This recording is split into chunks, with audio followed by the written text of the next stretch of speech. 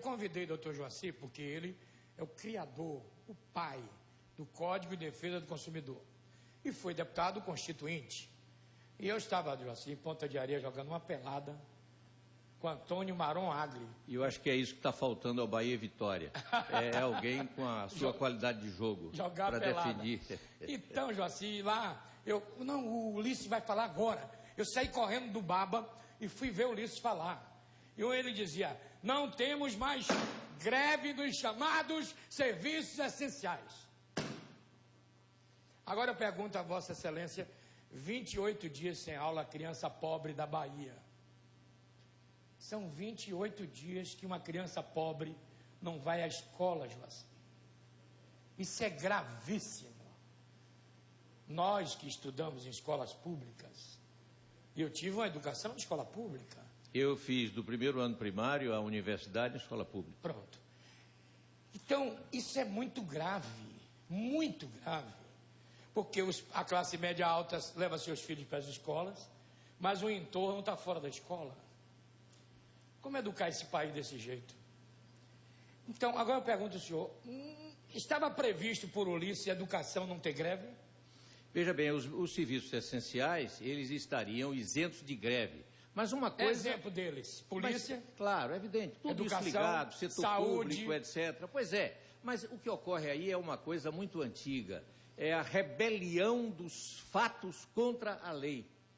Quer dizer, você cria uma lei e simplesmente os fatos vêm e revogam a lei na prática, né? Então, é mais uma dimensão da nossa incapacidade de cumprir as leis no Brasil. Nós temos leis mais ou menos para inglês ver. As leis não são para valer.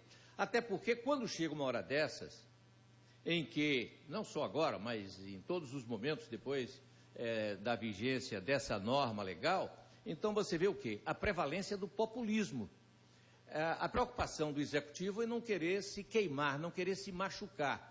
E aí você vem e termina construindo uma nova linha jurisprudencial e a lei vai literalmente para a fogueira.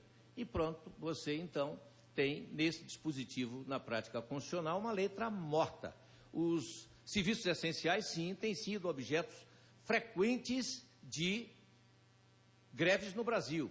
E quando o executivo determina, e até com a aprovação do judiciário, punições de tantos milhares de cruzeiros ou de reais por dia, para a prevalência ou a persistência daquele movimento grevista, você depois não sabe o desfecho final, se houve ou se não houve anistia.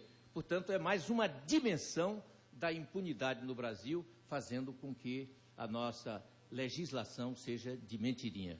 Doutor Joaci, sua opinião sobre esse ano, eleições municipais. O que é preciso para a gente orientar o eleitor? Acima de tudo, o eleitor.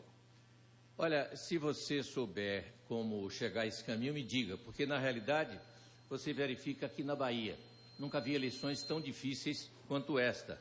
A única coisa que a gente já poderia dizer com uma certa tranquilidade é que muito provavelmente o prefeito vai sair, muito provavelmente, de um desses três nomes, ou o Pellegrino, ou o ACM Neto, ou o Mário Kertz, a depender de muita coisa que vem acontecer, sem abandonar a possibilidade de que Alice Portugal possa vir a ser uma força também decisiva, porque outras candidaturas que poderiam vingar, como a de João Leão, ou outros candidatos... Márcio Marinho é candidato. Márcio Marinho. O presidente nacional do PRB já me disse, é candidato, vai até o fim, é mais uma opção para o eleitorado.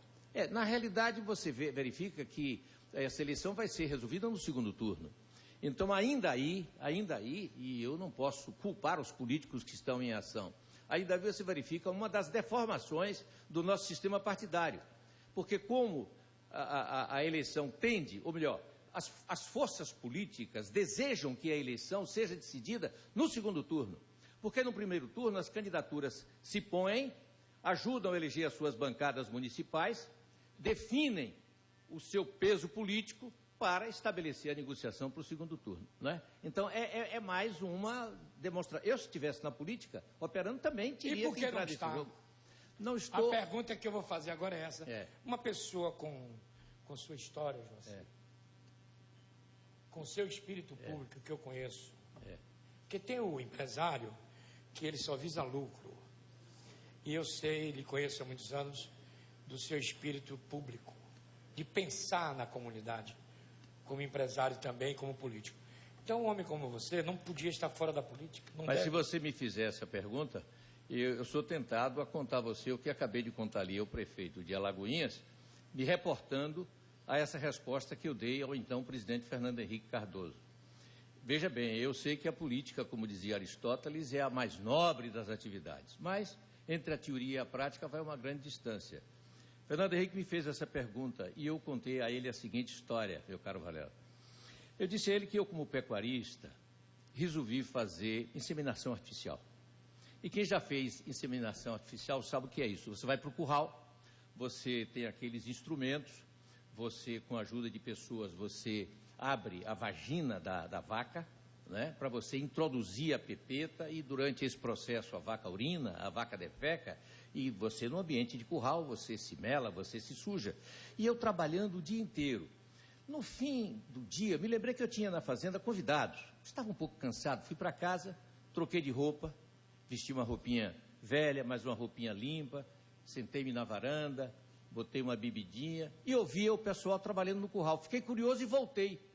Quando cheguei no curral, vi aqueles meus companheiros de lide do dia inteiro, todos eles melados dos pés à cabeça. E eu então, que já estava com a roupa limpa, formulei o seguinte pensamento. E eu andei metido nisso? Deus abençoe, José. Obrigado pela presença. Obrigado. Não é todo dia